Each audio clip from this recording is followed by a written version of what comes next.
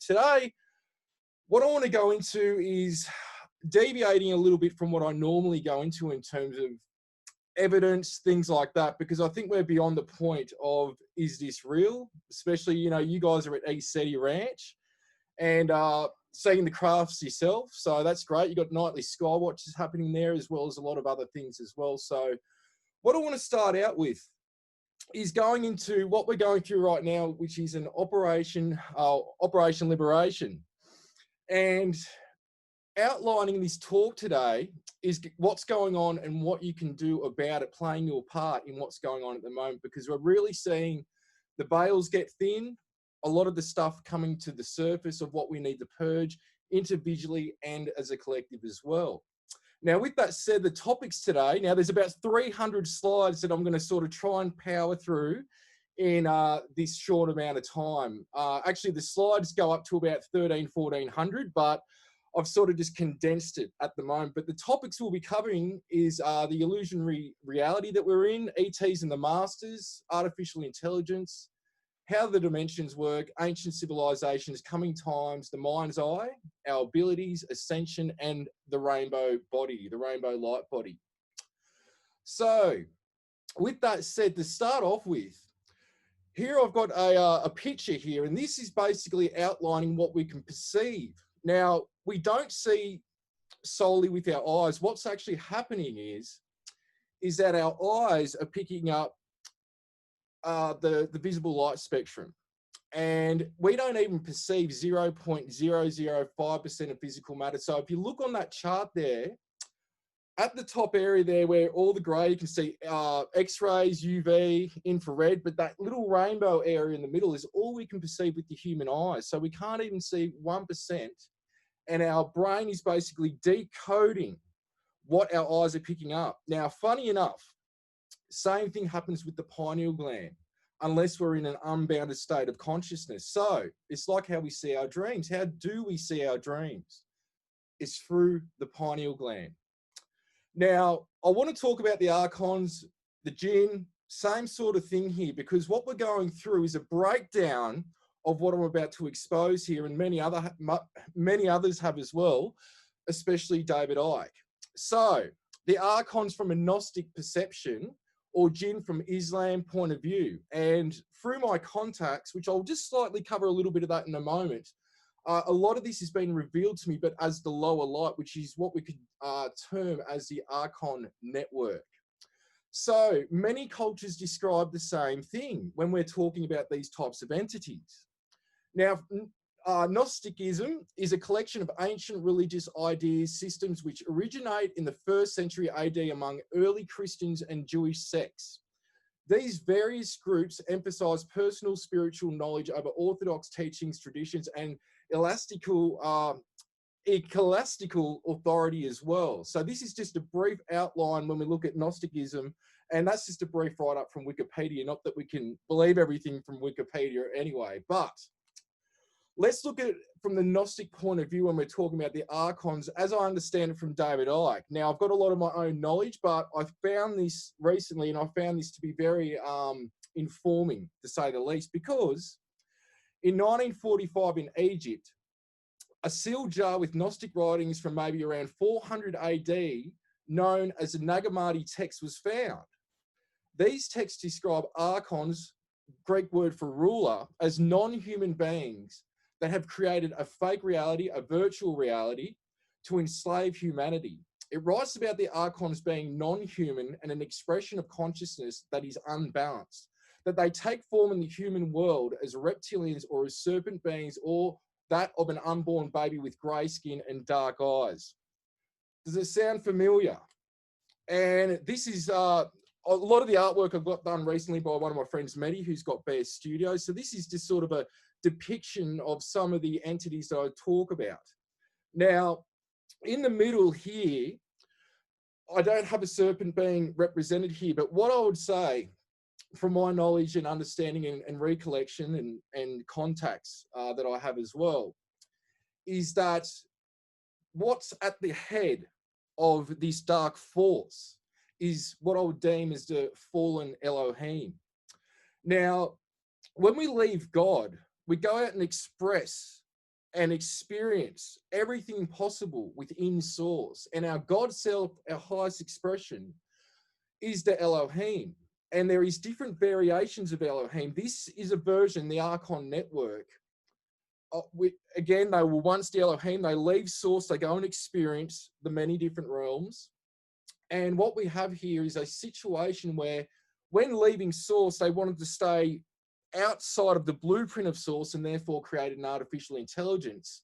And they're basically using serpent beings, reptilians, greys, beings of that nature. There's many more of them that are part of this lower light network to, I guess, contribute to the way that the artificial intelligence operates. Because basically what's happening is, and I'll explain this more through the R part of the brain, they're deriving negative emotions which actually feed these energies and the AI to keep this frequency in place to where we've got a veil to where we can't perceive really what's going on and the true nature of who we are and the reality that we're in. Now, it's basically decoding our reality. What's happening is right now, we've got hundreds or millions or billions around the planet, different radio frequencies, television frequencies happening, and we can't see them. But yet, when we tune in on a radio, when we tune in on a television, we get a picture. And that's the same thing that I'll go into later with how the pineal gland operates. It's getting frequencies, and what happens is when we're in a certain state of consciousness, all of a sudden imagery pops up in the pineal gland. It's basically operating on a more sophisticated system than what we see with the radio bandwidth and the internet, and then bang, you get it on your screen. So here's a depiction of the Elohim. I've got a photo of them in blue orb form because they do go from blue sphere type beings, similar to what Corey Good talks about, though different. And I've spoken to Corey about this before, and we had some time there last year. So you're going to get to hear a lot of updates from him with what's going on as well, and very well worth listening to. And James Gilliland writes about the Elohim too in the first couple of books, Becoming Gods and I can't remember the other one at the moment, but he does talk about them, which was interesting. When James and I met, we talked about the Elohim, and it was pretty much the same thing, but from, we could say different perspectives, but the same type of information. Now, these are some international best-selling books that this is sort of where I'm getting scientific and evidence that's in the mainstream domain today, and I'm putting it into a format sort of elaborating on the Shiji text, and I will be mentioning a little bit of the Shiji text here and there. So to start off with going into the next phase, I just want to show just a quick sort of snippet of some of the footage and things that I've captured over the years, a very short amount, and then I'll progress from there going more into what we're going through with these times right now.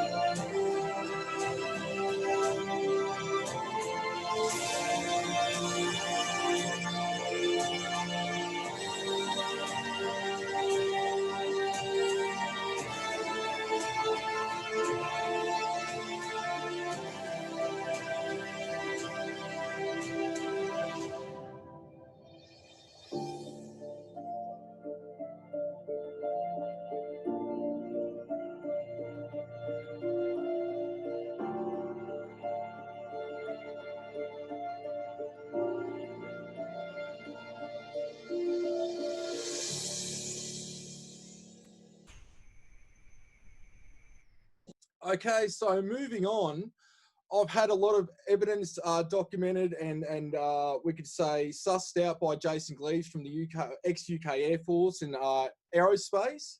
So he's an image analysis expert. He's gone through a lot of the material, validated, looked at the metadata, the original footage, and come to conclusions that, as it says here, my evidence is in the top 1% of evidence on the planet in terms of cases when we look at this. And it's been going on now for, geez, probably since about the age of 7 where the telepathy started, though there was a few earlier experiences before that, which I haven't mentioned before, but it's been going for quite some time. And to add to this, I'm just going to show a quick analysis video of, there's an alien video out there that a lot of people have seen or know of. I'm not going to show the whole thing here, but this is just a quick enlargement and enhancement and analysis from Jason Gleaves, and you can actually see this being blink. That's why I'm going to show this. So here we go.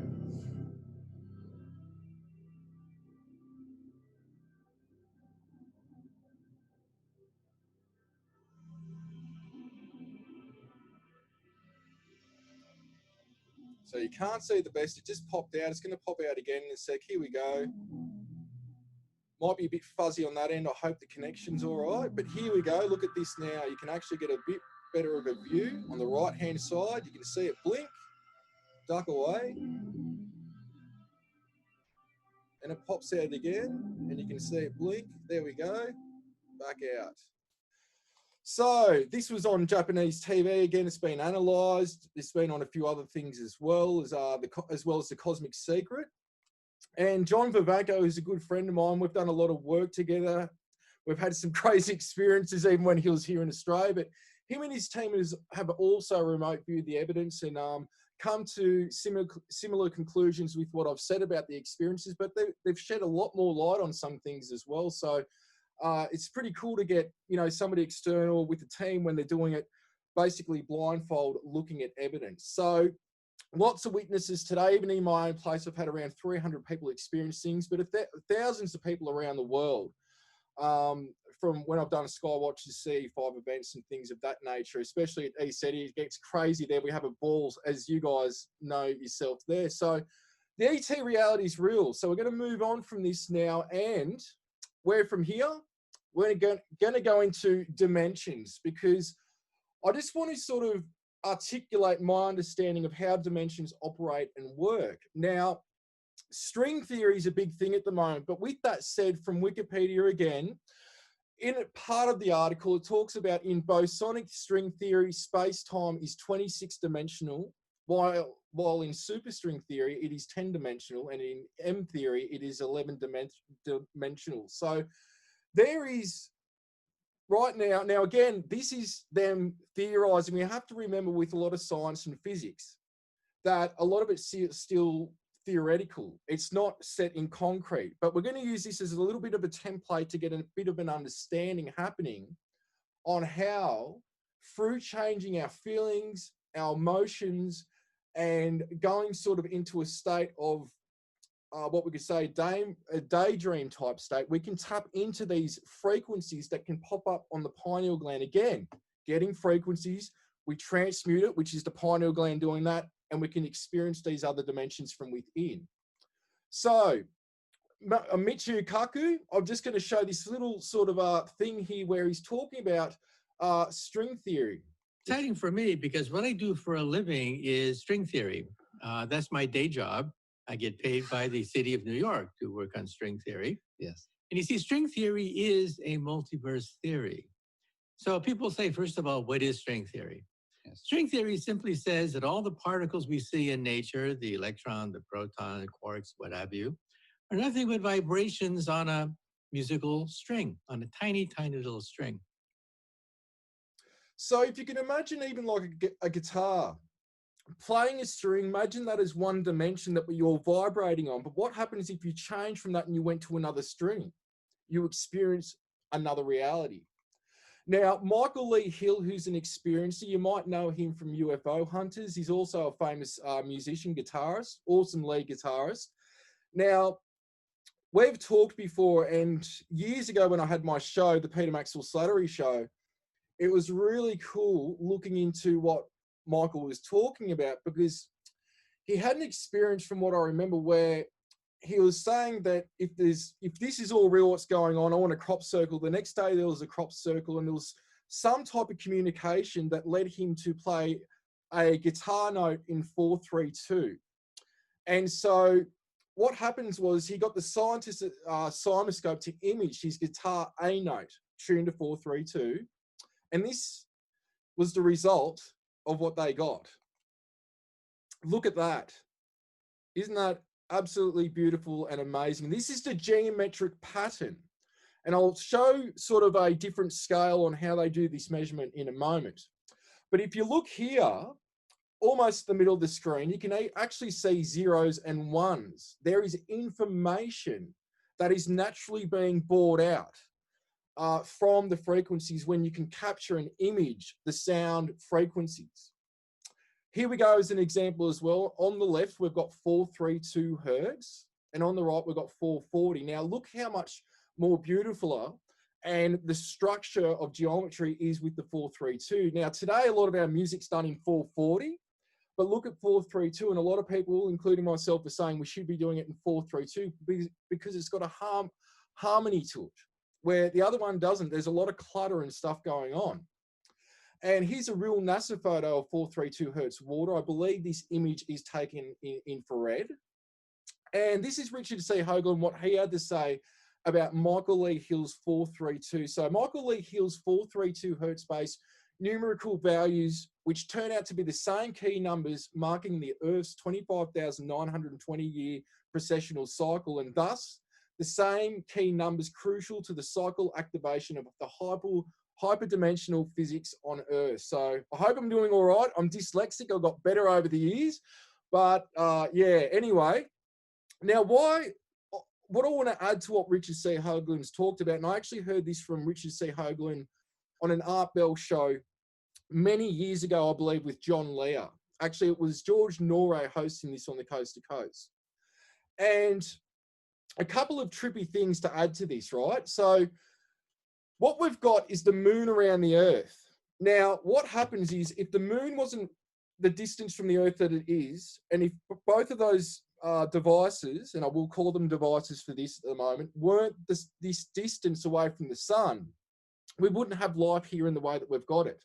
And what happens is the way that the moon goes around the Earth and the distance from the sun, through physics, it opens up a gate in the hyperdimensional physics of space for life to be experienced and to be lived in the third dimensional state. Now, with that said, there's a few trippy facts about the moon. Now, after enough Apollo missions, they were able to put enough seismographs on the moon. And what they were able to do was basically get a CAT scan of the moon after enough missions with the seismographs. Basically 1,000 miles underneath the moon's surface, directly in the middle of the moon or around that, there is geometric arc-shaped objects. And when they can't explain that, it's not natural, but also when they landed on the moon with each mission, it reverberated like a bell for over an hour.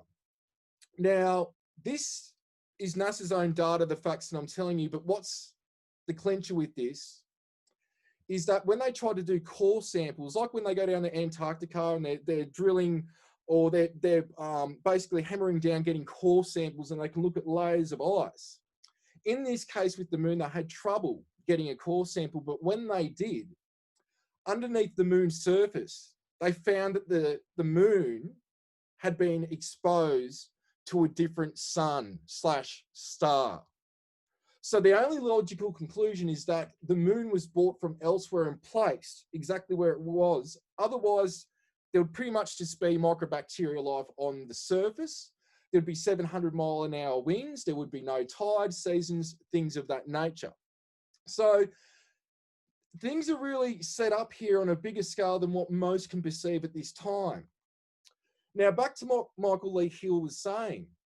Now, what the scientists had to say about this image here, because he got somebody to look at this, and they said that it opens a portal through the fabric of space-time to bring through energy from another dimension. That was the conclusion from the scientists. They found the 432 hertz disc, which is this device here actually, which is now made into these, I believe, glass-type discs. They will resurrect dead tap water into its original energetic blueprint. I asked, where is this extra energy coming from? She answered, another dimension. So pretty amazing stuff there when we look at this. Now, this is sort of like a simoscope experiment. I don't believe it was done by a simoscope, I think, but this is sort of like something that was done years ago. I think it might be either metal that they've put sand on. They're playing frequencies through it, and this is what you get.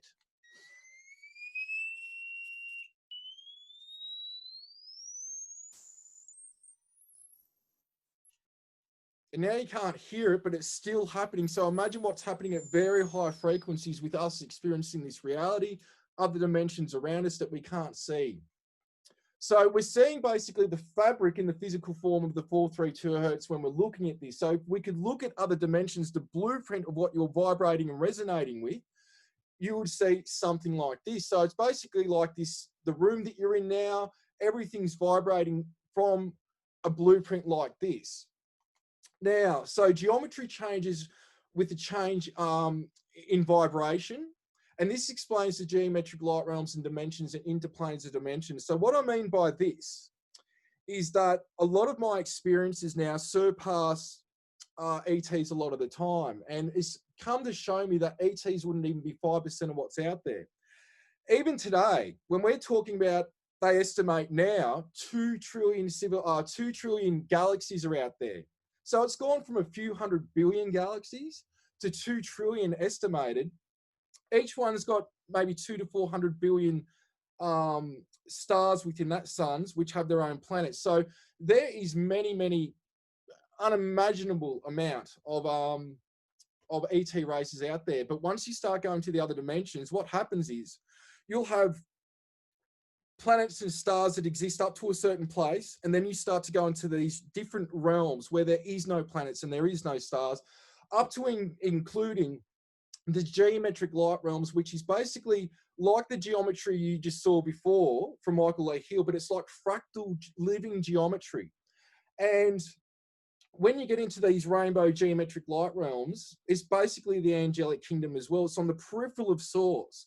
And I'll show throughout this how basically what's going on is that consciousness is awareness. From that you get sound, and from sound you get light, and from light you get physical matter. There is a process going on here.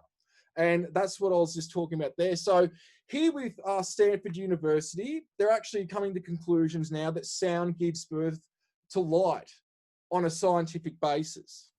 Now, Albert Einstein, I love this quote here, we are slowed down sound and light waves, a walking bundle of frequencies tuned into the cosmos. We are souls dressed up in sacred biochemical garments, and our bodies are the instruments through which our souls play their music. Now, this is sort of like a quick example of what I was talking about before. So on the bottom there, we've got the third dimension, and there's a difference between dimensions and densities as well. A lot of people mix those things up. But if you go to the end of the line on the right, I've just put an example there of a musical note. These pictures are actually from a really cool video on YouTube.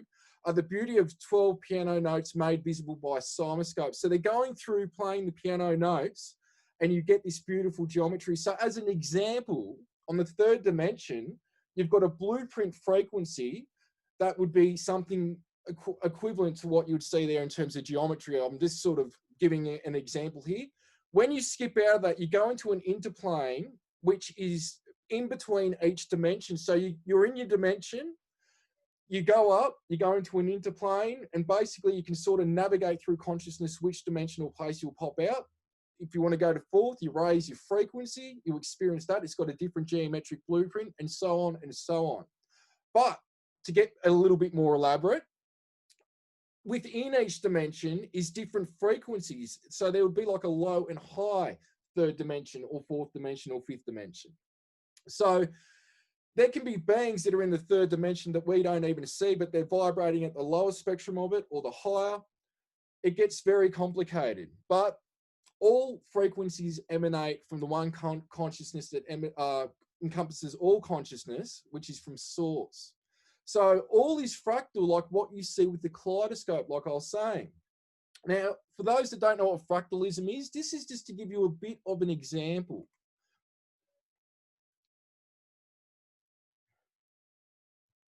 Could almost bring on an experience looking at this.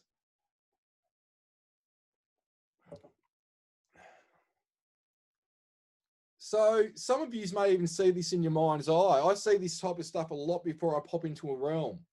very similar stuff, but there's more actual geometry, we could say. But this is more an example of fractalism. Now, something really cool to watch if you guys get a chance or you go on YouTube, look up Merkaba Voyage of a Starseed. This is by J.J. Hurtak and another bloke here, Jean-Luc Bazzoli. Sounds like John-Luc Picard. Anyway, if you watch this, it's basically somebody, these two blokes doing a animation version of what experiences can look like within the mind's eye. So I really recommend looking this up and even reading J.J. Hurtak's book, The Keys of Enoch. Very interesting.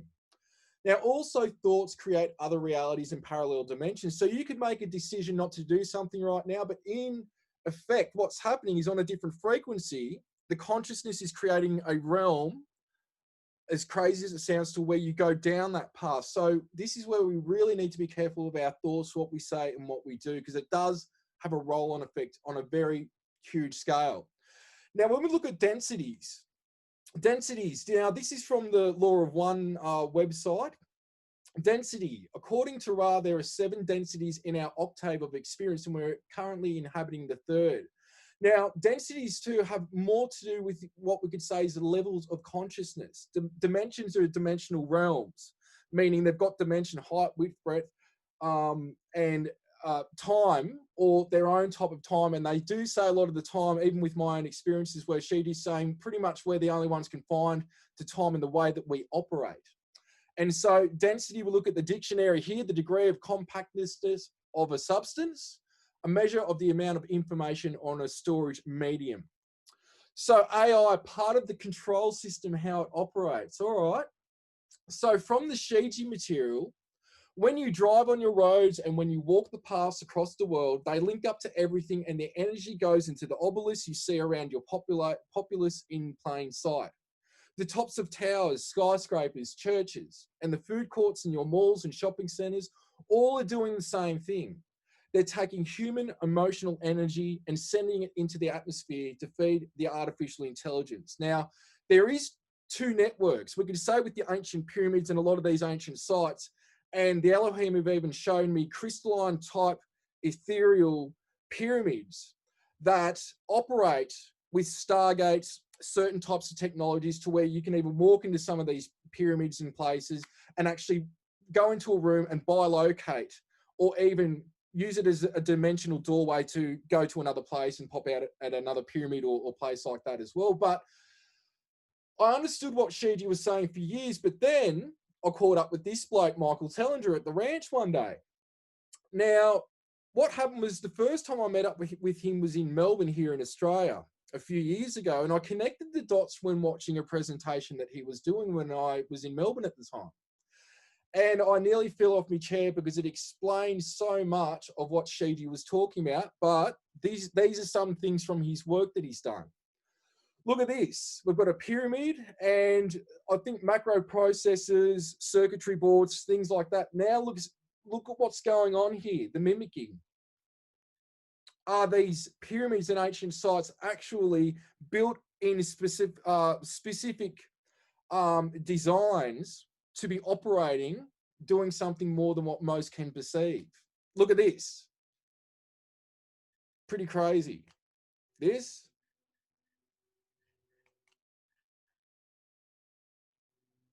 It's beyond a coincidence. And like I say, there's no such thing as a coincidence. There is synchronicities. Look at this one. The layout of the 3 main pyramids in, I'm not even going to try and pronounce that, but incredibly resembles a modern day circuit board with processors. Like that is almost identical to the T. Not exact, but there is a lot of very similar placements on there with what we see with the pyramids and the circuitry board. Now look at our cities. Circuitry board. Cities, circuitry boards. Cities, and it keeps going. Like there's a very close resemblance going on here. And this is what Shiji's talking about. He starts, when we go into certain places, you know, we see it with churches. You know, the tops, that's getting that energy within the church. We see, especially these days on ley lines, whether it's with Stonehenge or the pyramids, they're built on these ley lines, but also we have a lot of churches and mosques and government facilities, and apparently hijacking this energy. Think about sports arenas, superdomes, the Olympics here. That would be deriving all that energy from the crowd, sucking it up to the artificial intelligence. Casinos, imagine all the sex, drugs, and alcohol and all the things going on there of a negative nature. If done in that way, that is deriving that energy and feeding the AI. And we see these obelisks. Now, I noticed it in America as well, here in Australia. You'll drive in the middle of nowhere and there'll be these little war obelisks that are dedicated to certain events, usually negative events, whether it's war or something that happened in a certain area. So what's happening is you're driving on roads, people are walking around. The roads are like circuitry or wiring that's shifting this energy around and collectively picking it up on an ethereal blueprint level that we can't really perceive, but this is what's going on. And it's part of the Moon and Saturn network, which is part of the AI. It's sort of bouncing off these bodies, these satellites and planetary bodies. And they've manipulated these devices to be able to project energies to where it projects a veil upon us for us to fully not see what's going on in our third dimensional reality. So from the Shiji material, they have a grid around Earth in your solar system, which includes the Moon, Mars, Jupiter, and Saturn, going back to that AI archon network, like I was describing at the start with Gnostic texts, how they've created this virtual reality to where we can't actually see what's going on. So I've said a bit about the Moon, but here's an example here. This is Mimas, Saturn's moon, aka the Death Star. Look at how similar it does look to the Death Star. And there's been a lot of scientific speculation, even going back to the Eisenhower administration, about a certain moon, I can't remember which one at the moment, around Saturn, that they believe was artificial going back to the 50s. So, you know, it's not super crazy, but here we've got Norm Bergram. Now, he wrote The Ringmakers of Saturn. And this dude's credentials is absolutely off the wall. He's worked for a lot of the corporations and aerospace and done a lot of stuff. And he was speaking long ago in this book. I believe it was a 300-kilometer or 300-mile long cigar type object in the rings of Saturn. So on top of this, we see the universe fighting back through its own evolution. Now, part of what's going on is that if we could see all the suns and stars, which are the same thing throughout the cosmos, as like white blood cells in a physical format of Source's body, God's body, what's happening is from these solar events, and I've been writing about this for about 8 years, and the solar flash, Corey's talked about it, many have talked about it, and I'll be going into this a bit.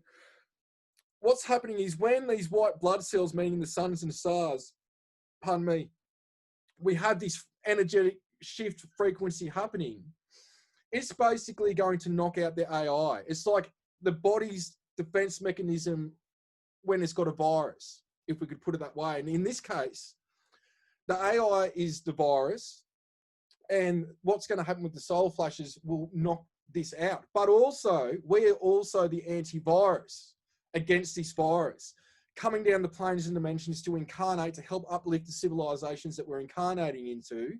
And that is also sort of like our tools. We're not only the Archon network grabbing anything and everything out there, trying to stop this shift in consciousness, but we've got, you know, many souls like ourselves here to do the same thing on a physical way, in what way we can. Because overall, what can even override everything is coming from the heart and coming back to our own consciousness, because we are an aspect of Source. So with that said, what happens in the center of the galaxy affects all the stars. And what we've seen over many years here, this is something I grabbed from James Gilliland quite some time ago, but what you see here is a craft, and there's a solar flare, and it's basically spreading its field, helping to minimize the impact on Earth. And here's another one. This is from dailymail.co.uk from, I believe, somebody on the internet or some Soho thing, where it's also showing another craft near the sun. Now, these crafts have got to be bloody huge because the sun's huge itself. And Earth's like a dot compared to the sun. So these crafts can be quite big. And there's crafts out there that are bigger than planets and even stars. So if they fully materialize in this frequency, it would do some damage. Here's another one. This is from a UFO hunter. Street Cap 1 has apparently found something interesting lurking near the sun. This is from YouTube. And what happens is, when you get these frequency shifts from the galactic center affecting the stars are affecting everything in their environment, and in this case, Earth. So we get earthquakes, we get tsunamis, we get tornadoes, hurricanes, cyclones, depending on which hemisphere you're in. And also it has an effect on us biologically. And we see this with paranormal investigations, where sometimes they might go to a so-called haunted location. They will go down to the basement. They've got an EMF meter out, an electromagnetic field meter, looking for readings. And what they can find sometimes is that there may not be paranormal activity happening there, but what's happening is it can cause a type of psychosis, paranoia. It can have effects on the body. And this is why when solar flares happen, I usually say, be careful going out for the next couple of days, because people can become emotionally unglued and not know why. And it's the frequencies from the sun coming to Earth. So there is all these different effects, but you can use that as an example to help you purge and release that which no longer serves you as well. So there's many effects. Now, when we look at the human part of the brain, what we've got here is we've got the pineal gland. You can see at the top where it's pointing down, but right next to it, if you go to the bottom line, so the line in the middle of the image there, go right down to your left. What's it called? The reptilian brain. It's also known as the R part of the brain. Now, this, from what's been revealed to me, was introduced. Now, when I did some research on this, some scientists say that the R part of the brain was introduced to the Earth human about 13,000 years ago, that it wasn't originally part of our makeup or our biology. Some say 100,000 years ago. The point is, no one can agree with it, but they do agree that it wasn't natural to the human body. And from what I know, this was introduced by reptilians, which is part of why they lost their custodianship, which they had for a very short period of time before Atlantis and Lemuria were created. And this is part of the brain where, when we get triggered, pissed off, things of that nature, it lights this part of the brain up. Now, it also does assist with fight or flight. But what's happening is, every time we get triggered, this part of the brain lights up. And what's it doing? It's a trans-dimensional device feeding the artificial intelligence, so it keeps in existence and they keep perpetuating. So what's happening is, angels and ET spirit guides, they can read you like a book. They don't really care with what you've done, but to be communicating with them, you've got to be coming from the heart. There's non-judgment, there's love and compassion. But what happens on the other spectrum of that is that this lower light network, they also can read you like a book. And how many of you out there have had negative thoughts going back to something that happened 20 years ago or whatever? It pops up out of the blue, you thought you worked on it, and all of a sudden you could be on a loop for hours on it. That is a psychic attack where negative thought forms or these entities can come through, read you like a book. Oh, this will trigger them. Let's bring it up in their mind. You start stressing, getting anxiety, boom, it's feeding that. Now, if you can pick up when you're being triggered, what you'll scientifically do is you'll start to create new neuron pathways in the brain that over time, if you pick yourself up, and instead of going into reactionary mode and you go into a state of observation and you let this pass, because thoughts are like clouds, they come and they go, recognizing and doing that will create new neuron pathways. So over time, these psychic attacks and negative thoughts will be very much minimized. So it's a little bit of a tip there, but this is what we've got. We've got a war on thought going right now, as well as a temporal war and a war against many different forces. And humanity is at a point right now where we need to do this ourselves. We don't need to look up to the other ET races. We don't need to look up to the angelics. We need to find the God within and raise our own frequency and become a part of the cosmos and not rely on anyone or anything. And it's going to be a very tricky situation that's especially starting to unravel in the next few, or it's already started unraveling a few days ago, which I'll cover later, especially with the American press. So the pineal gland I want to go into now, and we're doing good for time. So Joe Dispenza, a lot of yous out there probably know who Joe Dispenza is. He's a bloody legend in my opinion. Go and check out his work if you don't know who he is, because this is taking us to a level of boots on the ground doing stuff when you look at research like what he's talking about. And we're going to go into the pineal gland now with that said. So through his work, I found this document that he presents called The New Crystal in the Pineal Gland.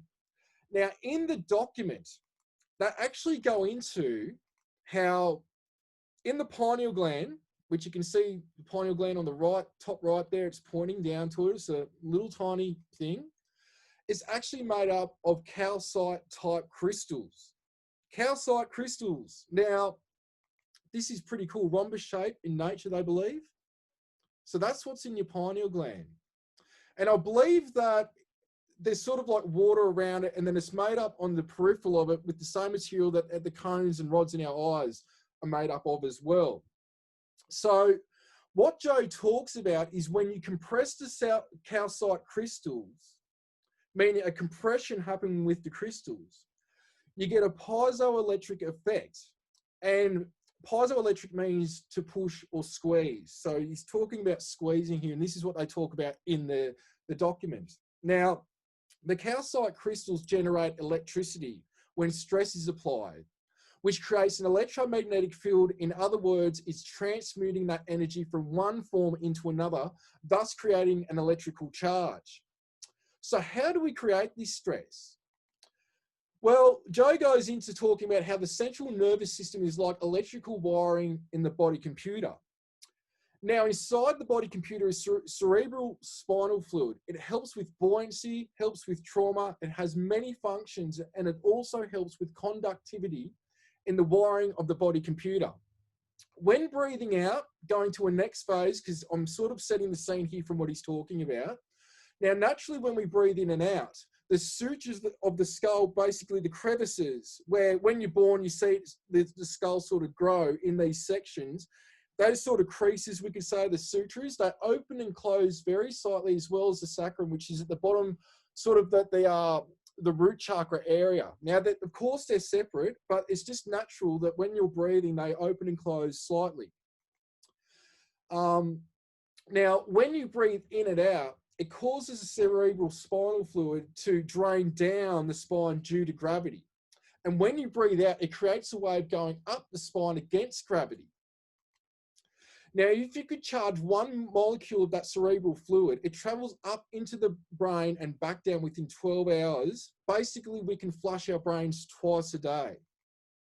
And like Joe's saying, what if you contract your muscles that you use for intercourse or pulling in the belly button in the abdomen area? What will happen is as you squeeze the muscles in and push the fluid up, this begins to create stress for the calcite crystals in the pineal gland, and it turns the pineal gland into a radio receiver. So basically, in a technique that he talks about, and I covered this in my show, Ascension Teachings on edgeofwonder.tv. And of course, look at Joe's work, because he's the one that's looked at all this. And I'll talk about another technique in a moment. But what he's talking about is at the root chakra area, squeezing that in, and you can feel that energy. And what you do is through intention, you push that energy up the spine to the pineal gland, hold it. Some say for around 15 seconds, I think they say, and then breathe out, and you keep repeating that process. Now, from this technique, you are now open to frequencies beyond what we can normally perceive, which brings through the imagery. So charging the fluid, pushing it up, makes it go to the brain, which creates a field, which I believe adds to the field we've already got, which is the Merkaba, light body. So basically, when we go trans-dimensional and we tap into the light body, the pineal gland is away from the physicality of our consciousness, because really we've got a pinpoint of our awareness anchored into the body computer. So imagine, for example, our consciousness is a basketball. That little tiny hole that you fill up the basketball to put the air into, that's really the pinpoint of awareness that we've got anchored into the body computer, experiencing the five sense reality right now.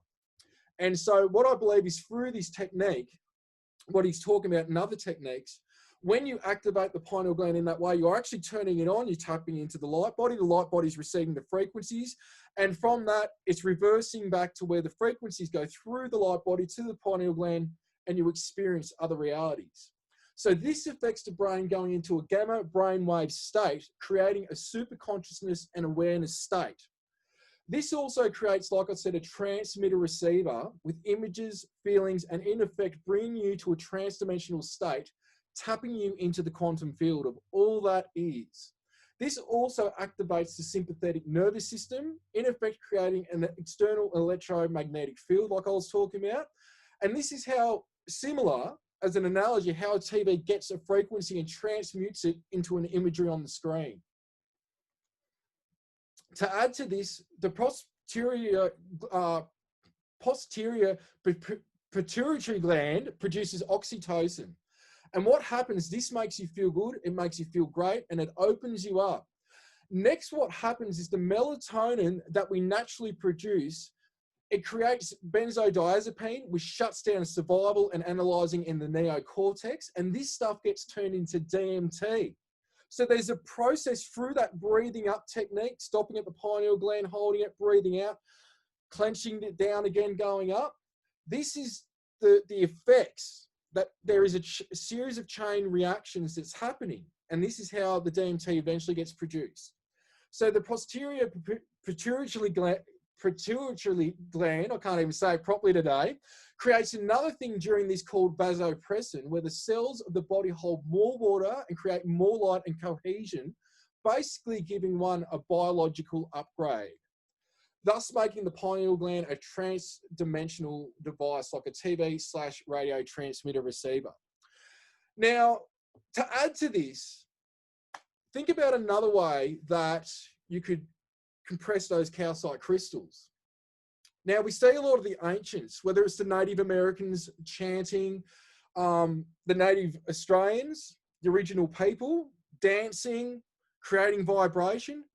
And the Tibetan monks and that, doing oms and mantras and all that we see in Tibet and India as well. What's happening? They're doing oms, ahs, different tones, and dancing with frequencies. Now, for example, with the tones, you have got your sinus cavities. And what's happening is if you're going om, ah, whatever, that's vibrating. If that's going on enough, that can start to vibrate and cause a piezoelectric effect also on the pineal gland. So there is different ways that you can go about activating the pineal gland. And this is where I want to really go today, is about doing the inner work so you can be your own master and be on a level playing field with all these beings. And like James says, the mind that you seek is the mind that you connect with, and that's where it's coming down to. But I wanted to add this in just for fun. I don't always incarnate on Earth, but when I do, I usually forget that I am a psychedelic fractal of infinite consciousness. So, to add to this as well, David Wilcock, I know a lot of you know him. He's done some absolute epic work. Now, this bloke Raddick that he's talking about from Poland University has done some cool stuff that David has been able to put together. So this is David's sort of work that I'm grabbing here because I'm trying to build a picture up here. There was an experiment conducted capturing a photo of a photon. Now, what is a photon? This is just from duxters.com, sort of like a mundane sort of way that we can explain things. But in physics, a photon is a bundle of electromagnetic energy. It is the basic unit that makes up all light. The photon is sometimes referred to as a quantum of electromagnetic energy. Photons are not thought to be made up of smaller particles. They are basically a unit of nature called an elementary particle.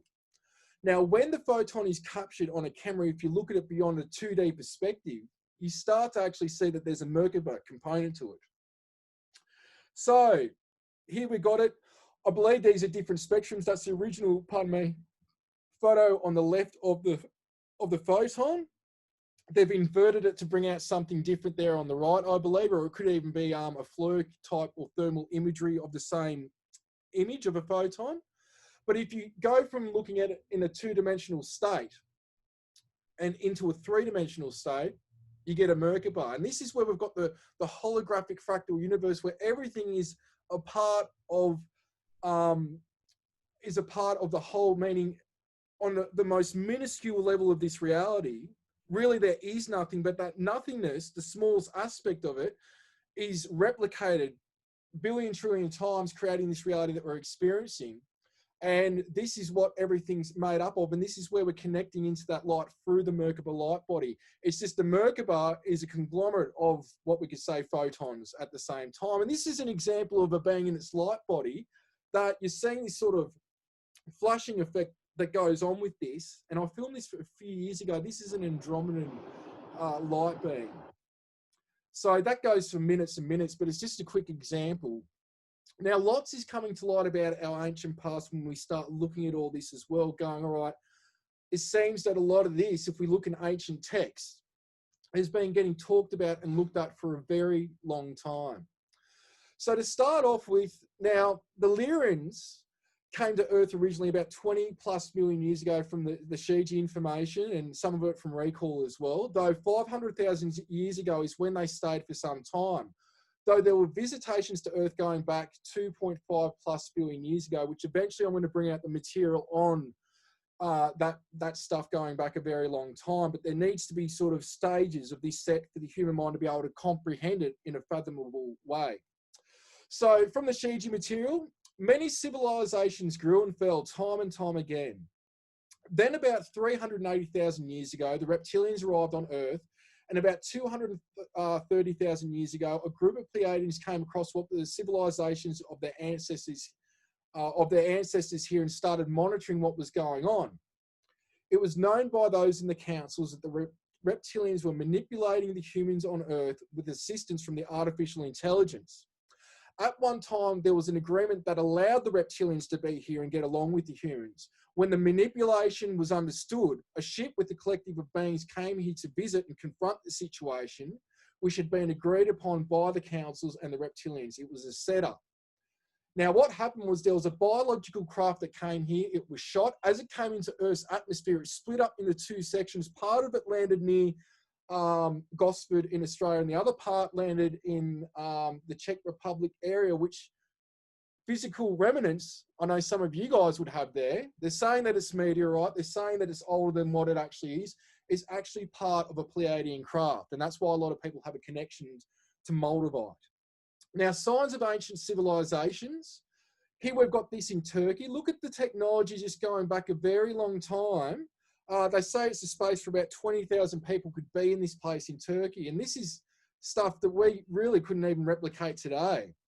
Here we've got Petra and Bali, America. A lot of places have this where they're sort of like these structures. But what these are is you could basically walk into that depending on your level of consciousness, and you could end up even on Earth in another frequency to where that wall would not be solid. You would end up in a room, or you could even end up in another place. Göbekli Tepe, Göbekli Tepe, I can't even say that properly, but this is an ancient one that's been found in modern times. And here we've got early humans that they're saying now reached Greek island 200,000 years ago, they're saying. And pretty interesting. Scientists find the oldest human skull outside of Africa, and they're saying that's around 210,000 years old. Pretty crazy. So where does Atlantis and Lemuria, which were Pleiadian colonies, fit into all this? So this is where after the Lyrians were coming here for about 20 million years. Of course, there was a civilization or civilizations. A lot of the star nations were popping in and out before that. There was the Lyrian Wars, the Orion Wars. You get to a time where the reptilians had a short custodianship. The Pleiadians came down through the councils. They were saying, all right, you guys can sort of take reign of helping to assist this planet and be caretakers. And there was some mistakes because Atlantis and Lemuria got along together for a very long time. And again, they're Pleiadian colonies, but they were Pleiadian colonies traveling back from the future, going back in time to where they created this civilization here. And it's basically, they went from a fifth dimensional state into a third dimensional state. So Atlantis, they had places in the Atlantic Ocean and in and around Florida, Antarctica, Europe, island area, and between Australia and Indonesia. Lemuria, they had places around Fiji, Africa, India, Okinawa, Mount Shasta, Mount Rainier, Gobi Desert, Bali, Australia, and the Indian Ocean. So that's some of the stuff that Shiji has told me about in the areas, because it wasn't just one place. When we look at Atlantis or Lemuria, if you could imagine, or we'll just use, for example, just imagine that America and Russia were together in a way that they could live respectively going back a long time. And those two countries had countries that were under their rule all around the planet. It's the same sort of thing. You've got Atlanteans and Lemurians, and they had many different places around the planet, is a way that I could describe this. Now, the Gosford glyphs actually talk about this in the stone there. And I won't show that here because I've gone into it a lot of times, but you can see my past presentation on YouTube. James covers this a lot, and I took the boys there on tour earlier in the year. But it does basically talk about the same story of Pleiadians coming here, but they say that they manipulated the Denisovian. And when they manipulated it, they created the modern Aboriginal, Australian Aboriginal, to incarnate in. And that's even now where in South America, Africa, and certain places, through education, they're actually taught that you come from Australia now and not Africa. So pretty trippy. And here we've got a 28 million year old fossil forest discovered in Antarctica. 28 million year old forest. And the pyramids as of recent, and there's a lot that they're discovering down there. So a quick overview of the past going into modern times. What we've got is that the fallen Atlanteans, and what happened, there was a war between Atlantis and Lemuria. The Atlanteans went down a way of surface to self and started screwing up with technology and a lot of other crazy stuff that they were doing. And over time, what happened was they were connected with the Vril Society in Nazi Germany. Now, from what I know is that some of this faction of the Atlanteans were in Aldebaran, and they were psychically connecting with the Nazis, giving them information, and basically trying to manipulate them so they were under their reign. So they had a physical force here that could be known to be the face of what's going on. So it's almost like with the reptilians. We think the reptilians are responsible for everything that's going on. The reptilians, in effect, are actually the foot soldiers of the darker force behind them, which is the archon network. Same thing with this, is that the Nazis are basically frontmen, or were, or still in play really, for the fallen Atlanteans. And the fallen Atlanteans are working with the AI network. And so this was the start of the inception of the secret space program. We go back to Nazi Germany. They were looking at, developing a lot of these technologies through the Vril Society. And then we get that going on to the Fourth Reich through Project Paperclip, going into America. And that was put under that reign, so to speak. And NASA was actually meant to be for the people, by the people, but it didn't end up that way. So from the Shiji material, as these things are coming to light over many years, much has been amped up from both sides of the war. Implants and nanotechnology are being used by the negative forces that control the populace, and also Black Ops, super soldiers, the SSP program, and those working with the reptilians and other self-serving races. In other words, artificial intelligence and the lower light have many resources. So we are at war and have been for thousands and thousands of years. You must arm yourselves with knowledge and truth, because we do battle with ignorance, deception, and lies. And being considered crazy by those who are still victims of cultural conditioning is a compliment. Bloody oath. So, just checking for time here. This is something that I came across a while ago. I can't remember exactly where I saw this. It might have been through David Wilcock. What I'm going to show you here is a video from the YouTube channel here, video from Anton Petrov, and it's actually showing the solar flash. I believe this may even be an animation version. It may actually be a proper video. I can't remember exactly, but what we're seeing here is in Alpha Centauri C, which is basically our closest neighboring star, it had its solar flash. Now, I think this was captured a few years ago, but when it was backdated to when this solar flash originally happened, it would have been around 2012. Now, what we've got to remember is, for example, when we look at the stars at night, for example, look at the Pleiades. When you're looking at the Pleiades, you're looking at it from 440,000 light years after the fact of what it originally looked at. And a lot of the beings don't reside in this dimension. They're on a different frequency. Sometimes there's planets and stars that exist in that area located that we can't perceive with our technologies or our eyes. Sometimes there is. And there's some updates on that that I'll show a little bit later. But here's an example of the solar During flash. the superflare, the amount of radiation that's created by Proxima Centauri is so much that it's actually 100 times more powerful than is needed to kill any living thing on our planet. Even tardigrades. Even tardigrades would not survive. So basically, this solar flare is life cleansing. It just destroys everything on the surface.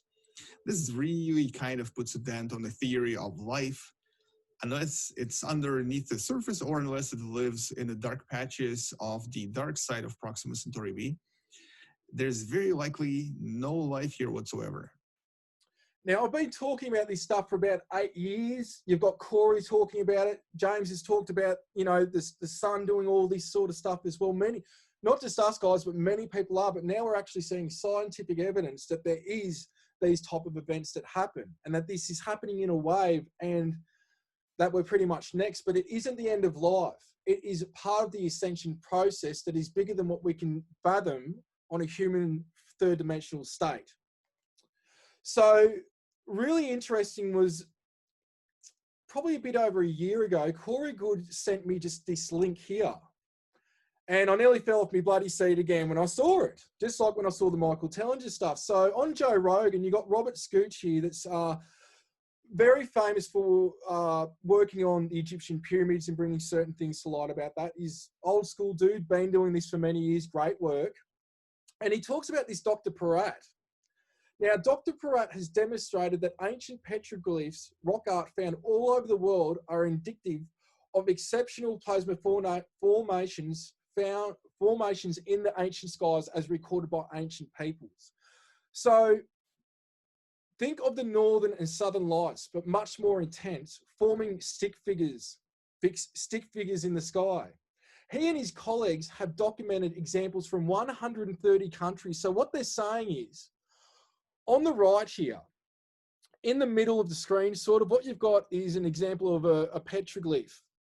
And what's happening is most people might have thought that these were aliens, these were human beings being depicted. What they're depicting is the effects in the sky when the solar flash happens. They're depicting these things, these neon, beautiful colored figures that look like humans with the balls on the side.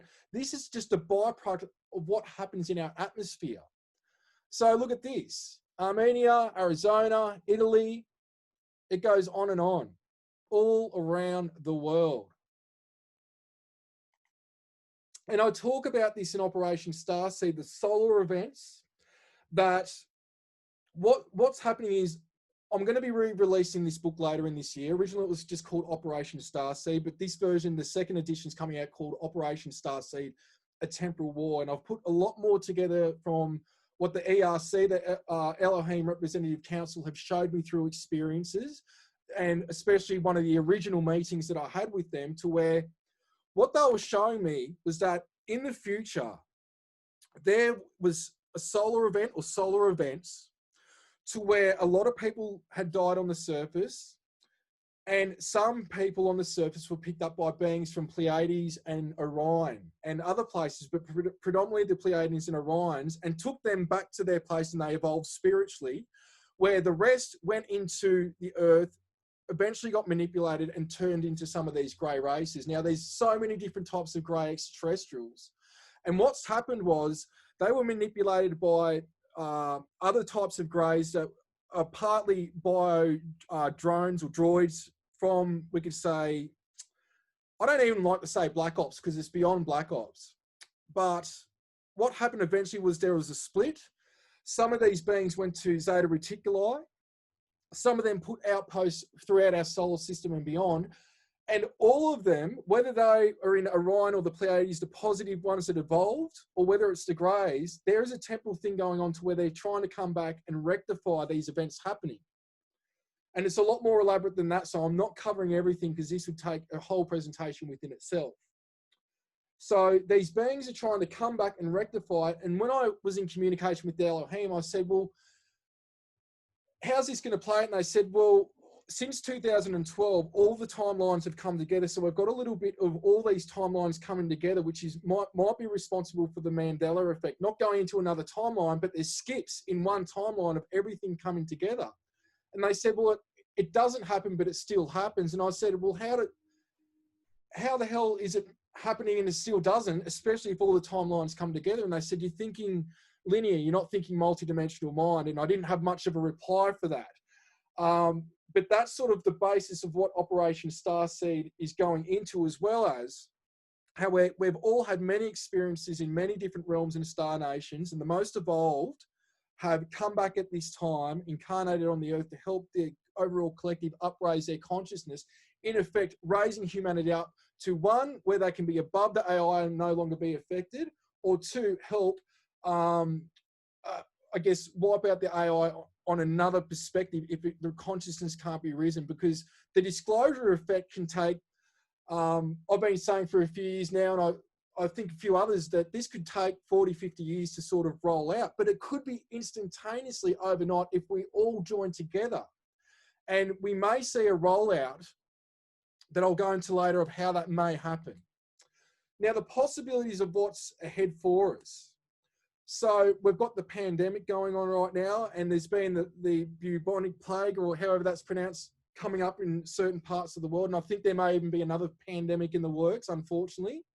Cyber terrorism worldwide. We're seeing that now, through the AI, this is where a lot of manipulation control is going to be going on, and wars going on through that, especially with China, with what they're doing. Domestic and international terrorism to keep the frequency going on. And this is all orchestrated, guys.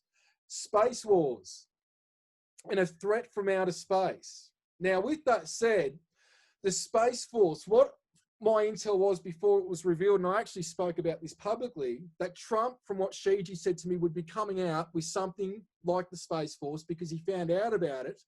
And the way that he was going to reveal that all these things are going on in a way that he can was to create a Space Force that when the equipment and the technologies are revealed, what it's going to be is it's going to look brand new, but we've been working with it for around 50 plus years or even longer.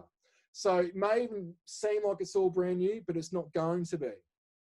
Possible distractions, wars. So China and India, we're seeing a bit of a rev up there, and Israel and the surrounding areas.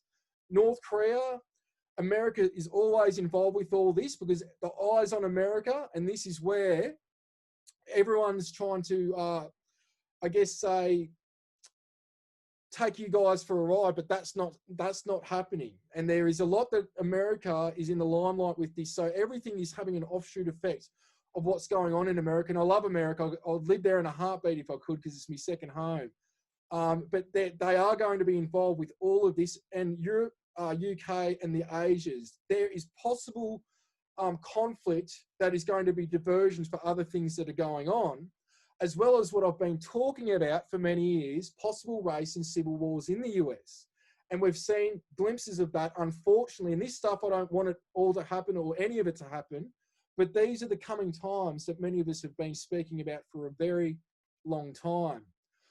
More earth changes. I spoke about so many things on a Edge of Wonder interview, I think last November, that nearly everything that I talked about in terms of predictions that their ERC showed me had happened.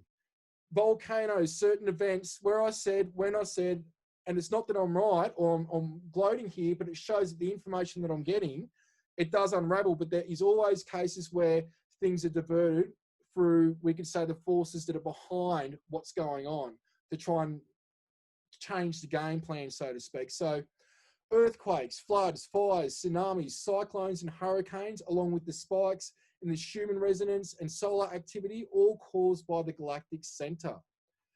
New techs are going to be revealed, so new technology. Here's something trippy here. They're talking about, as reported by the US Air Force Research Laboratory, military scientists have developed a Terminator-like liquid metal that can autonomously change its structure, just like in the Hollywood movie. So we've got this stuff now. A lot of us have seen shape-shifting crafts, pardon me. So we're going to see a lot of rollout for a lot more advanced technologies. Now, going into recent news, this is just the last few days and within the last week. So they're talking about the Earth's magnetic field may change faster than what we thought through new research. Why the Earth's magnetic poles could be about to swap places and how it would affect this. And they think that this is going to happen. I think it may fall to 10%. And this is what people have been talking about for a very long time, that the magnetic field is starting to deplete. So when it gets to 10% of what it is of the present day, some people are surmising that this is when it's going to start to happen. And we're in that process now. We've already seen magnetic north move to Siberia. And yesterday, this came out, first ever picture of a multi-planetary system like our own released. So they've got a star, they've got planets around it, and they've found exoplanets just like Earth around a star. And I believe this was about 300,000 light years away, or 300 light years. I can't remember the details exactly. So now they're revealing that there's a star out there with exoplanets around it that's pretty much set up like our solar system, going into, again, no longer in the shadows. Pentagon's UFO unit will make some findings public. And yesterday, this is a Fox News alert. There are new findings tonight in the search for extraterrestrial life. The New York Times reporting that a secretive Pentagon unit tasked with investigating UFO sightings is quite likely releasing some of its findings soon. And those findings could be stunning, particularly for people who have doubted the existence. The Pentagon has been conducting classified hearings on UFOs for more than a decade. We know very little about what they've found, but apparently just recovered are off-world vehicles not made on this Earth. That's a direct quote. We're not exactly sure what they mean by that, but some of it's self-evident. So it's a big story, and we are scouring through the reporting on it right now. We'll bring you much more right here tomorrow night. So I think it's pretty clear what they're saying, off-world vehicles. And here's a post today from HuffPost that I woke up, saw this morning, talking about the same thing. So this is starting to hit mainstream media, but what are they going to do? We hear about the time traveling scenario recently brought up, which part of that's true, but they could say that that's just purely what it is. The problem with all this is that we've got inner Earth beings involved, we've got human beings with this technology, extraterrestrial, trans-dimensional beings. Or it's not just one thing. It's so convoluted. So where from here? Well, it's time to find out who you really are and what you're capable of. So remote viewing, John Vivanco, my good friend, he is speaking there, I think, on Sunday your time, talking about that. But quickly, physicists Russell Targ and Harold Puthoff, parapsychology researchers at Stanford Research Institute, are generally credited with coining the term remote viewing to distinguish it from the closely related concept of clairvoyance. Although according to Targ, the term was first suggested by Ingo Swann in December 1971 during an experiment at the American Society for Psychical Research in New York. Remote viewing was popularized in the 1990s upon the declassification of certain documents related to the Stargate project, a $20 million research program that had started in 1975 and was sponsored by the US government in an attempt to determine any potential military application of psychic phenomena. The program was terminated in 1995 after it failed to produce any actionable intelligence information. But really, I even know of people that are in these projects now. It's not that they stopped it, they just outsourced it so it wasn't on the books. Now, to add to this, with what we're capable of, Edgar Mitchell, sixth man on the moon, experienced with Uri Geller. Now, this was also at Stanford Research Institute, which was just mentioned with the creation of remote viewing. Now, here's a little thing that he experienced with Uri Geller, and there's a lot of controversy around him, but take Edgar's word, you know, he's very legit, was a very legit being. And what he said was totally inexplicable things. Now, pardon me here, but they're talking about an experience Edgar Mitchell had with Uri Geller at SRI. And he's talking to a reporter here. totally inexplicable things. I don't particularly like to talk about it because it reduces your credibility, but nevertheless, I know something happened here that's kind of important. So they're talking about an experience that he had at SRI. And the reporter says, so what happened? We were finishing lunch in the cafeteria at SRI, and Geller was eating a dish of ice cream. He bit down on something in the ice cream and it cut his mouth, so he was swearing at it. I fished it out of the ice cream, scraped it off and washed it off, and was surprised to see what it was. And what was it? It was the ornament part of a Thai class that I had lost in Houston 2 years beforehand. Are you sure it was the same one? Oh yes, no doubt about that. And I had never been to the SRI building before and Yuri had never been to Houston. Did anything else happen? About 30 minutes later, when we had gone back to the lab, the class part of the tie fell on the floor behind Hal Putoff. And about 30 minutes after that, as we were standing in the laboratory, these other tie pins showed up. I had lost that in Houston at the same time as the other one. So what he's talking about is there's something that he lost years beforehand, and somehow Uri Geller's bilocated wherever that object is in physical form to the laboratory, and it's just dropped out of thin air or it's appeared in his ice cream. And I did hear a story somewhere that apparently Edgar Mitchell asked him to bring back a camera that was on the moon, and Edgar had actually chained it to something on the moon, and Uri Geller said, I can't. And he said, why? And he said, because it's chained to something. And Edgar Mitchell laughed because he said, there's no way he could know that because nobody knew that I chained the camera to something on the moon. And now Yuri's saying you chained the camera to something. I can't bilocate it back. So a bit trippy. Now with David Icke on his website, this was, I think around maybe December, January timeframe recently. They talk about declassified CIA documents showing how astronauts conducted telepathy experiments in space. It goes on to mention that in April of 1960, Dr. Leonidovich Lesabel addressed a group of high-ranking Soviet scientists stating, we carried out extensive and until now completely unreported investigations under the Stalin regime. Today, the American Navy is testing telepathy on their atomic submarines. Soviet scientists conducted a great many successful telepathy tests over a quarter of a century ago. It's urgent that we throw up our prejudices. We must again plunge into the exploration of this vital field. And here we have the Maharishi effect, where in 1960, Mahesh Yogi predicted that 1% of a population practicing the transcendental meditation technique would produce measurable improvements in the quality of life for the whole population. This phenomenon was first noticed in 1974 and reported in a paper published in 1976. Here the finding was that when 1% of the community practices the TM meditation program, the crime rate was reduced by 16% on average. At this time, the phenomenon was named the Maharishi effect. And during 2007 to 2010, when the size of a group of advanced TM city program participants exceeded the threshold predicted to reduce negative trends, there was a significant shift in the US national homicide rate and urban violent crime relative to the baseline period of 2002 to 2006. The drop in homicide rate was by 21.2, 5.3% a year, and 18.5, 4.6% for violent crime. So there's a drop when they're meditating, bringing through these energies. So an example of how our thoughts affect this reality.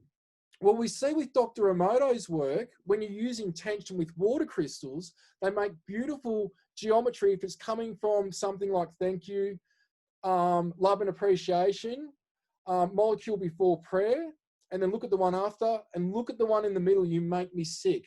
That's without anything, but when it looks no real sort of geometric cohesion going on, but with the other ones, when you bless them, you get a harmony going on with them. So thoughts affect geometry. And here's another example of what our thoughts and words can do. They've got some rice there, one with love. It's only just starting to get a little bit of, we could say, mold. The middle one, it's getting a little bit of mold as well, a lot more than the love one, but the hate one, it's got some funky mold going on there. Now, there's a lot to this and a lot more than what most can perceive at this time. And we find through the quantum field if trauma can be passed down from generation to generation, which we do find through epigenetics, so can your healing. So when we're healing now in ourselves, we're going through our epigenetics, there's actually a quantum effect where it's affecting our ancestors and even our future offspring. And like Joe says, the body doesn't know the difference between an experience and a thought. You can literally change your biology, neurocircuitry, chemistry, hormones, and genes simply by having an inner event. Suggestibility is the ability to accept, believe, and surrender to information without analyzing it. If you bring up the emotion of gratitude before the actual event, your body will begin to believe that the future event has indeed already happened or is happening to you in the present moment. So we have to reprogram ourselves, and we can do this through affirmations, visualization exercises, seeing things as if they've already happened, and positive thoughts, among many other things. And we are gods with amnesia. But it is important to go with the flow with this. And as Wayne Dyer says, you cannot always control what goes on outside, but you can always control what goes on inside. And if you change the way you look at things, the things you look at change. Princess Diana, I don't go by the rule book. I lead from the heart, not the head. And I'll be finishing with that sort of thing very shortly. And Greg Braden, I saw him post this one day. Some people could be given an entire field of roses and only see the thorns in it. Others could be given a single weed and only see the wildflower in it. Perception is a key component to gratitude, and gratitude is a key component to joy. And it's about bringing joy back into our lives. Mother Teresa, yesterday is gone, tomorrow has not yet come. We only have today, and that's us having to come back to the present moment. And like James Gilliland says, what are you doing to create heaven on earth?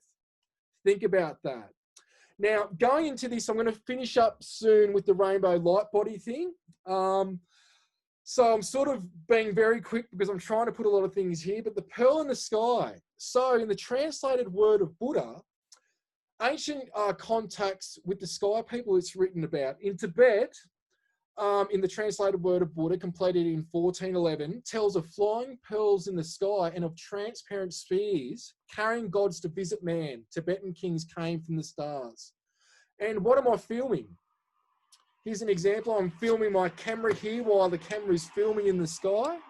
And what do we have? Is it one of those transparent spheres or the pearl in the sky?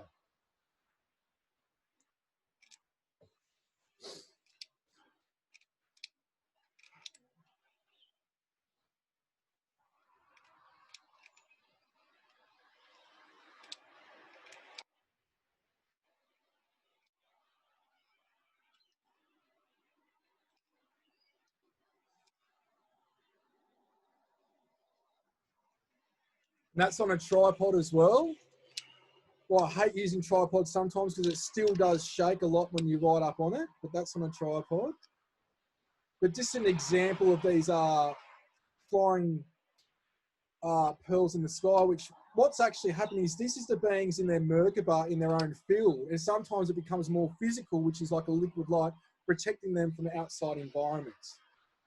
And there's maybe an example, maybe on this presentation, where you can actually see a being sitting within that as well. There's like a silhouette form. Here's another example of the pearl in the sky.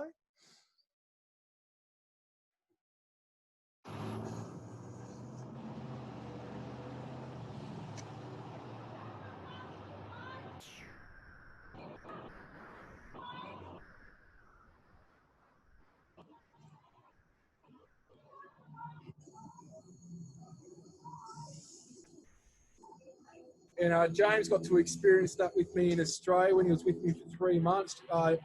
John Babanco saw stuff with me there. The boys saw it as well from Edge of Wonder. And there was an incident there where they didn't see anything at the time. And I pulled the chip straight out of the card and I could show that there was a craft there. But nobody could see it at the time except me as well. But you can all experience this too. And like James says, contact comes from within. So you don't need to be external about this. It's all about going within. So something that's trippy here as well from Jason Gleaves. I saw him post this a while ago. This is the Roman UFO sighting of 73 AD. Interestingly, 1,943 years ago, a huge golden ball was seen in the land of Rome's Italy. This ball was seen to travel in the sky when it descended and landed on the ground. After a short time on the ground, the golden ball ascended again into the sky towards the sun. So we've got depictions of this going back, so many of them. Now, William Henry's done some great work. This is an article called The Blue Aliens and Blue Sphere Beings. Do you know what love can do? And he's showing this ancient artwork depicting blue beings or blue orbs, very similar to the Elohim, and also Corey talking about the sphere beings, the blue sphere beings. Jesus there in a bit of a bluish orb, again, blue orb, and they're in the sky. Here again, why are we seeing a lot of blue associated and even rainbow colors sometimes? And why are they on a throne? Why are they floating around? They're in the sky. And the Native Americans, the beginning is near when the earth is ravaged and the animals are dying. A new tribe of people shall come onto the earth from many colors, classes, creeds, and who by their actions and deeds shall make the earth green again. They will be known as the warriors of the rainbow. And this is us. And Ascension's different for everyone, but obtaining the rainbow light body. So what is Ascension? Now, to start off with, Ascension is going from one state of consciousness to another state of consciousness. It's a raising of frequency. Now, not all of us will get the rainbow light body at this time, and it's not about that. It's about experiencing and going within source. But what you're going to have is some beings going to the next dimension or going to a new earth. Some will stay, some will be guides in physical form, and some will obtain the rainbow light body. It's not just one form of ascension that everyone is going to go to 4D or 5D or fourth density consciousness. It's got to be individual for the overall collective, but there is a raising of consciousness, and those that don't do it this time, it's not that they're bad people, though we could perceive that. Their journey just hasn't allowed for them to go to the next level yet. So what is the rainbow light body? Well, this is where there's a lot of reports where the body can turn into ash or dissolve, and basically they activate the light body, which we talk about, and that is a rainbow light body, and their consciousness gets anchored out of the body computer, the physical body, and they've ascended into that state. But we'll look into this now. So these are some cool books: Rainbow Body and Resurrection, Rainbow Body, Dream Yoga and the Practice of Natural Light, and Rainbow Painting that I do recommend on these topics. And also David Wilcock and William Henry have done amazing work pertaining to the rainbow body topic, and you may want to check them out as well with what they've done. But it all has to do with Zogen. So what Zogen or total perfection is a teaching that reveals the original state of every individual, a condition that is considered as perfect because it's infinite potentiality to manifest a variety of all phenomena of existence as us connecting with truth in our God self. This perfection, once it has been directly introduced by the master, it is experienced as one's innermost nature. Continuous awareness of this nature, or continuous awareness of this nature, then is fundamental practice that leads to the unveiling or manifestation of one's primordial potentiality, the rainbow body, into the transmutation of the physical constituents of the body into the essence of the 5 elements of which it is composed of, which is the 5 lights, the main lights that encompass the rainbow. Thus, an immaterial body, invisible to the physical eye, continues to exist, actively working for the benefit of all sentient beings. The essence of Zogen practice is also known as Gurui Yoga, or union with the master, because the Saturn which one's master lives and that is transmuted to the student is the same authentic condition of primordial potentiality. Therefore, the master in Zogen is the very embodiment of or expression of one's ultimate nature. Union with the master means to abide in this authentic condition. So from David Wilcock, and there's another bloke that's been talking about it, though I'm not sure if he got this from Wilcock. Today, there is apparently over 160,000 documented cases of the rainbow light body, and I think predominantly that's coming out of Tibet and maybe some in India as well. Now, some rainbow body exercises could be Qigong, yoga, Tai Chi, sun gazing, mantras, grounding along with meditation, plus many different forms of tantric exercises, which is very big within the Tibetan culture.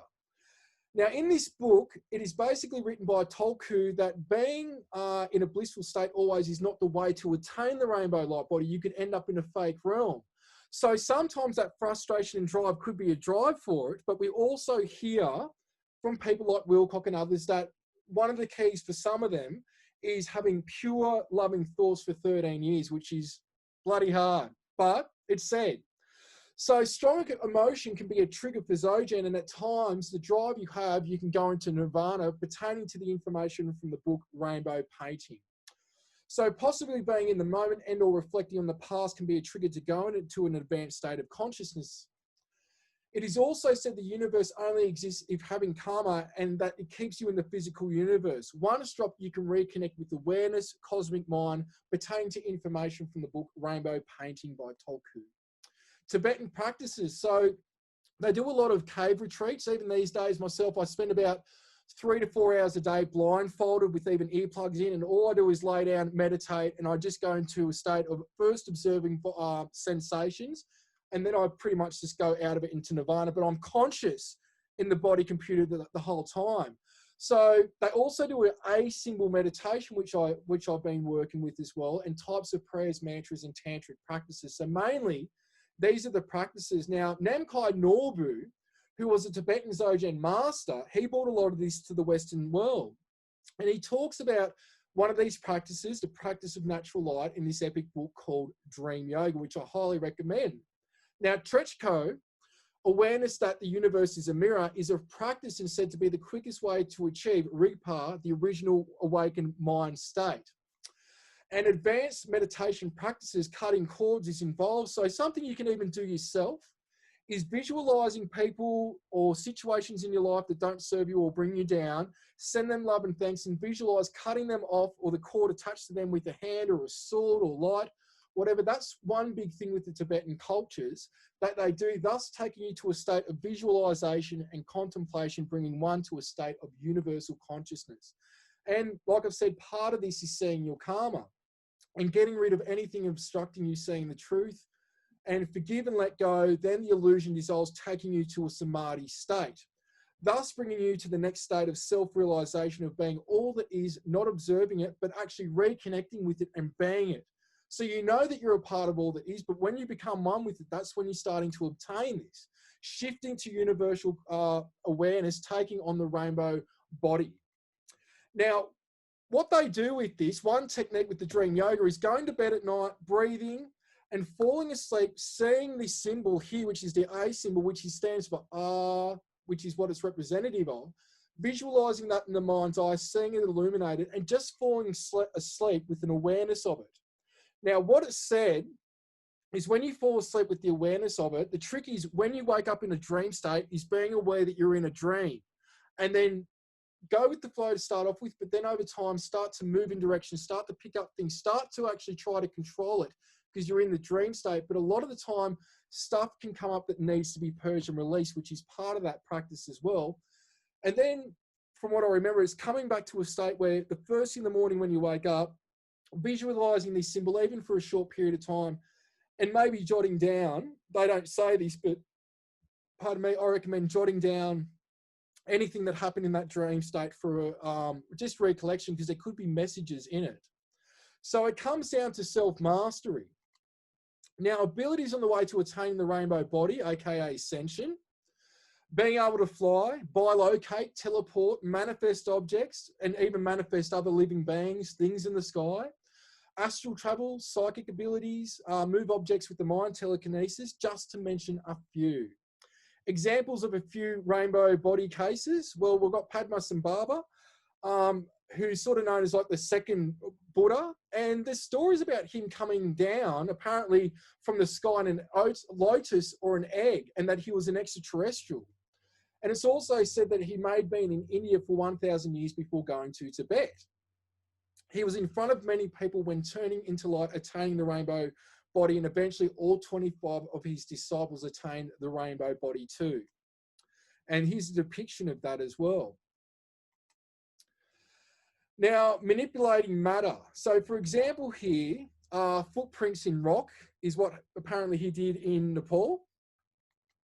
Here's another one. You can see that a bit better. A handprint. Now, Wilcox says this has got, or may have six fingers, which there are ETs with 6 fingers, but this is quite impressive. So they're able to manipulate matter. Guru Nanak.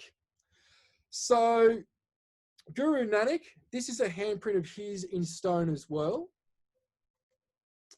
Lama Karma. Now, this is trippy. What apparently happens is when obtaining the rainbow light body, one byproduct can be the physical body shrinking.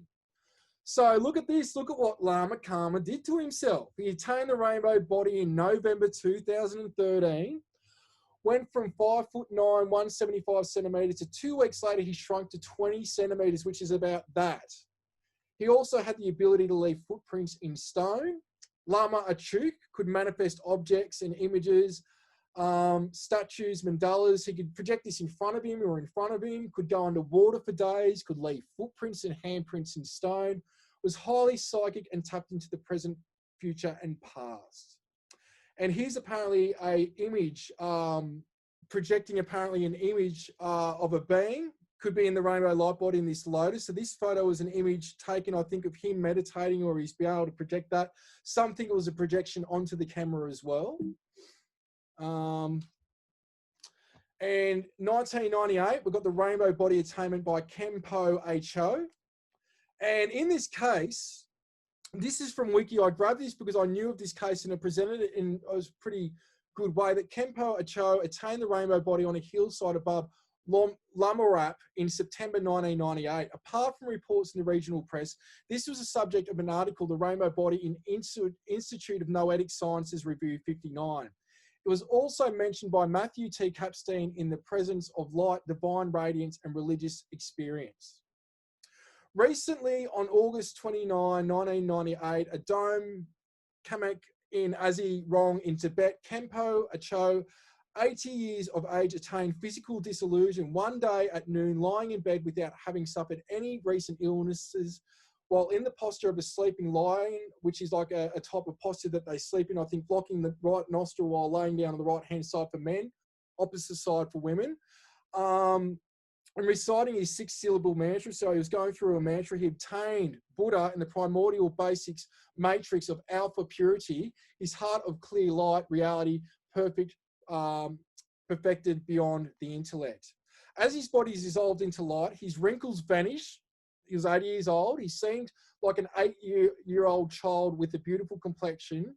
After a week had passed, when people came to know of his death, they performed his death puja secretly in order to deceive the authorities. And at the time, rainbows appeared inside and outside, and a pleasant aroma pervaded the place. So that's also another phenomena, is that you've got nails and hair that can be left, or ashes, and or rainbows appearing around the area when this is happening to somebody. So his body gradually diminished in size, and at the end he attained Buddha. Not even his nails and hair were left behind. It was just like a bird flying from a rock. People nearby have no idea where it might have gone, meaning his body. So with the rainbow body attainment, there's phenomena such as nails and or hair being left, shrinkage of the body, and rainbows appearing where the attainment took place. Now, here's another Tojin Rinpoche, light body activation, I believe in February 1962. The story was that at the time, with the practices he was doing, he would be condemned. So they took him from a palace to a barn to hide him. After some time, people went to check in on him, and they saw his sheepskin robe, looked inside it, and saw him sitting up with his body the size of a 3 or 4-year-old child. Later, he said that the police and the area's officials came to check what had happened, and there were only nails and hair left in the sheepskin. Read the full story in the book Rainbow Body, The Life and Realization of the Tibetan Yogin, Tojin Eugen Tenzin. So it comes down that everything is connected, like I was saying, with consciousness, awareness, sound, light, and then physical matter, which they're looking into. And as is known now, as I just said, sound creates light, which I actually believe consciousness, which is awareness, creates sound, then light, and then matter. Couldn't it therefore be reversible, that we go from a physical material existence back to a non-physical existence? Shiji, Jesus, Buddha, the masters, lamas, saints, sages all talk about going back to the source. Isn't it therefore plausible that the rainbow light body and ascension is real? And all is in a constant state of change. It's something we have to work through at the moment through this self-mastery.